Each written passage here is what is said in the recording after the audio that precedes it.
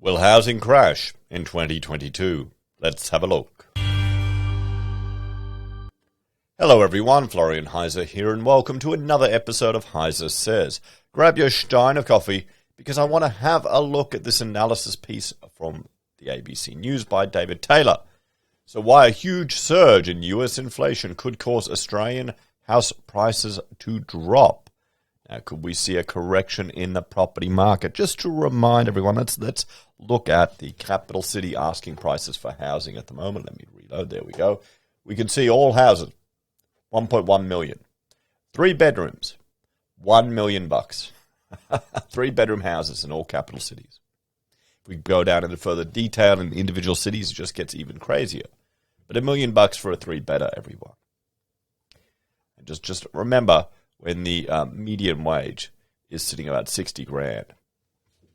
So, the Australian property market has for many years defied the laws of gravity, but is that all about to change? Analysts are warning a huge surge in US inflation has the potential to derail the Australian property market. The US Central Bank is expected to respond by raising interest rates sharply, and analysts say that will flow through to higher Australian mortgage rates.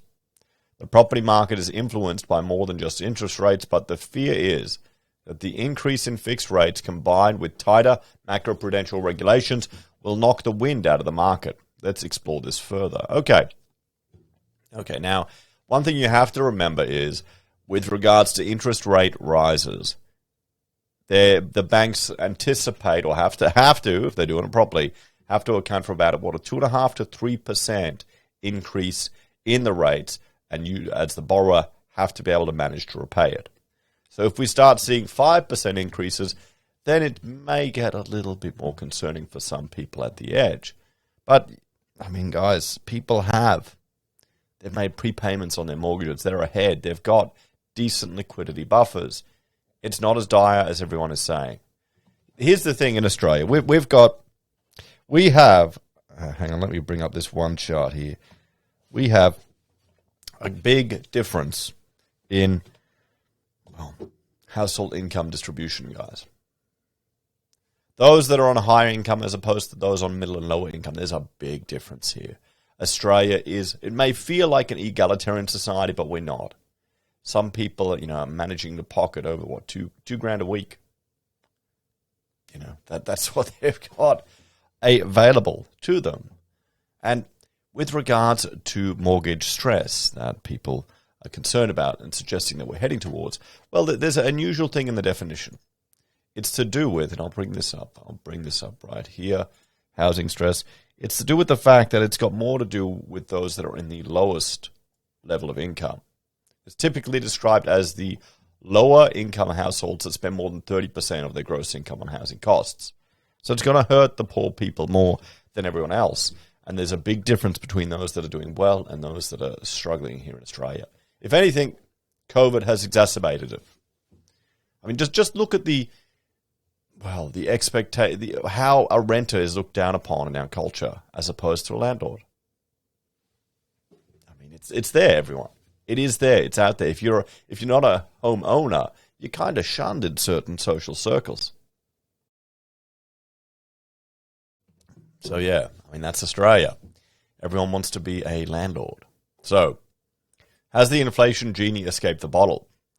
When inflation begins rising, economists often express concern about the inflation genie. What they mean by that is that once inflation, the general rise in the level of prices for a basket of goods throughout the economy starts increasing, it's hard to keep a lid on it. Right now, pandemic-induced supply chain bottlenecks are pushing up the costs of businesses, and small businesses are passing those on to consumers. The US is leading a global inflation rebound, with American annual consumer prices jumping 6.2% in October. However, unlike in Australia, wages are rising too, giving Americans the ability to demand more at the stores, which puts further upward pressure on prices. This is why we're seeing the narrative of the Great Resignation. This is people job flipping. This is how you get a wage increase. don't think you get a wage increase just by sitting at the one job on your ass and all of a sudden wages go up. Sure, if you're performing and stepping up, that'll happen, but not for most. You need to change jobs to demand a wage increase. That's the most effective way to increase your worth. Change careers, change jobs, shift around. That's never mentioned.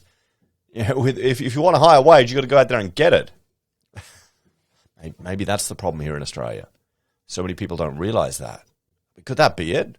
Could that be why our wage growth has been so stagnant for so long? Apathy? Anyway, this suggests the rising inflation we're seeing in the US currently will remain and may even become more intense in coming months. Well, yeah, you may be able to reduce the cost of a good due to competition, but cutting someone's wages is pretty tough. In other words, as wages rise, shoppers' purchasing powers increase, and there's further upward pressure put on prices at the stores. So inflation puts upwards pressure on interest rates.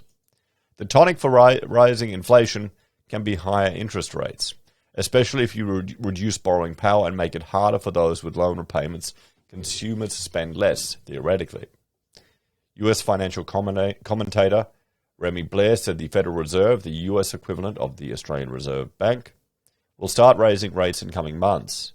They will have to figure out what to do in terms of raising rates given the current inflationary environment, he said. Senior ANZ research economist Adelaide Timbrell believes a US Federal Reserve interest rate hike is imminent. The clock is ticking, and how much inflation we're seeing in the US in particular, it's not going to be too long before they're going to have to start tightening their policy and raising interest rates, she said. Well, they tried that. What happened? Didn't last, it didn't take. And Australian interest rates will follow.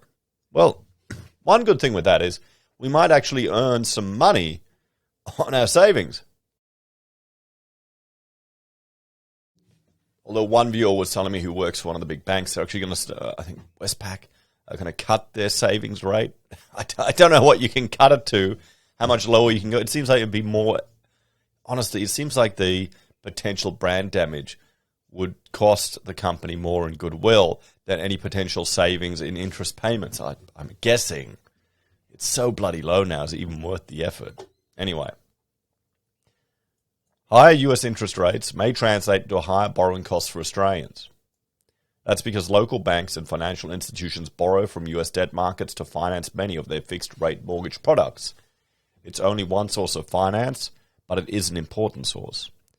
Adelaide Timbrell thinks Australians are about to take on fixed mortgage rates will notice higher costs in coming weeks and months, even if the Federal Reserve sits on its hands for months. Well, yes, that's what we're seeing here. Last time we looked, the last mortgage, fixed rate increase, I think, what was it, NAB, about $150 a month. That's because Australian lenders don't wait for the Federal Reserve to hike rates. They may jump the gun. A fixed rate is not just about how cheap borrowing is now. We also see the banks have to hedge their bets on how the price of borrowing is going to change in the next 2 to 3 years. Most banks are now thinking it's going to be more expensive in 2 to 3 years, which means we're already seeing fixed rates start to go up. Borrowers have plenty of wiggle room, though, right? As we know from the latest data delivered in the big banks reporting season, many Australians are typically ahead on their mortgage repayments, some by up to 2 years. But the blow to the property market is not expected to come from existing home owners rushing to the market to sell because they can't meet their mortgage repayments. Rather, it's new home buyers and those refinancing their existing fixed-rate loans who face reduced borrowing capacity. That may translate into less frenzied bidding at auctions. When you can borrow less dollars, you can only bid up an auction to a lower amount, and that slows the housing price gains, Timbrell said. So we're not looking at a drastic correction. There's not concerns or not predictions of a big crash. So people hoping, sitting on their stacks of cash to be able to jump in for a bargain. It doesn't look like, even with interest rates going up, that's going to manifest. But one thing they haven't mentioned here is what about the call for 2 million new migrants into the country? And we've got international students are returning too, as well. Australia will open up. And remember, from a global perspective, we've handled COVID fantastically well with regards to the case numbers we've had.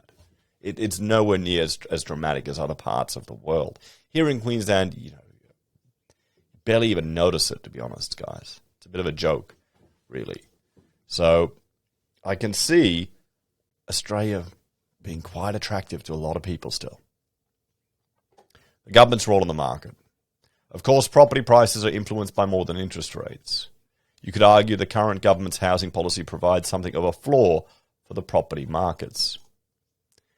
The CEO of the Grattan Institute, and let's bring up, hang on, we will bring up this organization here, the Grattan Institute. Do I have them here? No, I thought I did. I don't have them here. Well, they're a lobby group. Oh, wait, yep, here we go. We'll bring them up here just so we know who they are, guys. They are political advocacy. They support lockdowns. They're hard for lockdowns too, by the way. But yeah, it's a think tank. So they've got an agenda. So they've been looking at what role government policy plays in the property market. She says it's clear recent housing policy has both supported and driven higher price growth in the market, and that's not changing anytime soon. I would say not just recent. It's a phenomenon of Australian culture now. Both sides of the house, left and right, they have used housing as a way to stimulate our economy, everyone. That's just going to happen. We're going to see it again and again. Remember reading about those articles about the guys who own like 20, 30, 40 properties?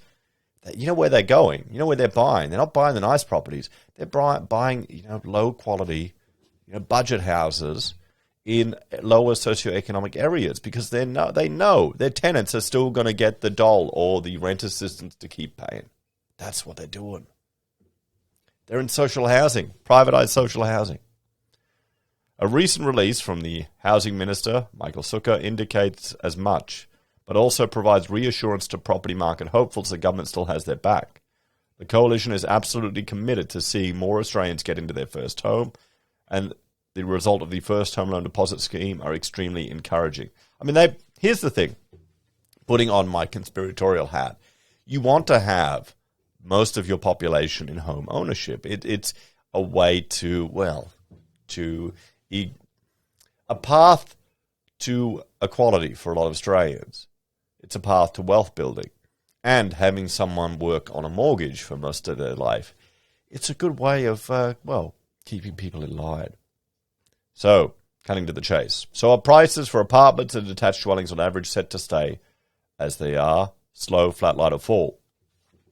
Adelaide thinks even without any change in government housing market policy, average property price growth is set to slow markedly. While unlikely, she doesn't rule out the average national property price falling. So, I think we're going to see a flat market next year. That would require much higher than expected rises in fixed rates, she argues, and stronger than expected macro-prudential rules imposed by the banks, or on the banks by APRA. Let's not forget the Reserve Bank in all this.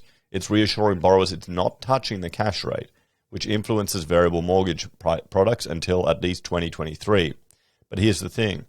The pandemic and the uncertainty around it has seen the number of borrowers on fixed-rate mortgages skyrocket to now make up about half the market.